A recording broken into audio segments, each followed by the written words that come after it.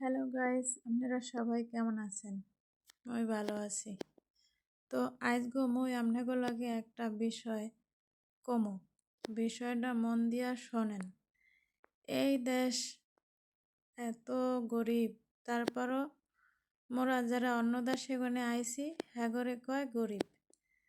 দেখবেন এই দেশে রাস্তাঘাটে এই যে আমি যাইতেছি রাস্তায় যত গাড়ি চলে কোনো গাড়ি পরিষ্কার করে না পানির লেগে। এই দেশে পানির একসের দাম। এই দেখেন গাড়িটার কি ময়লা। এরকমের গাড়ি মগো বাংলাদেশে কোনো হানে মই দেখি নাই। এরপরেও কইবে হারা একসের বড় লোক। আর মগরে কইবে আজনবী। আজনবী মানে হয়েছে যে মোরা অন্য দেশি। এর লেগে মগরে কয় আজনবী, মোরা খয়রাতি। এর লেগে মোরা ওগো দেশে আইছি কামলা দিতে। দেখবেন না একটু সামনে গেলে সবাই একেবারে লেতুর মারে বইয়ে রয়েছে, কোনো কাম নাই কাজ নাই, কামের লেগে বইয়ে রয়েছে।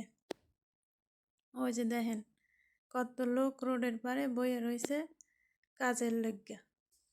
মগো দেশে এরকমের আছে কিনা আমি জানি না, কিন্তু মগো গ্রামের মানুষ হয় খেত কামারে কাম করে, আর ওরা এরকম রাস্তার পাশে বইয়ে থাকে।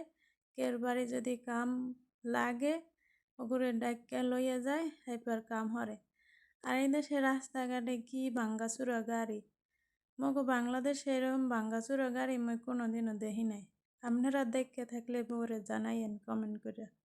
একটা গাড়িও পরিষ্কার না, একসের ধুলা ময়লা পড়ে রয়েছে। দেন দি গাড়িটার কি অবস্থা, ভাঙ্গা চূড়া।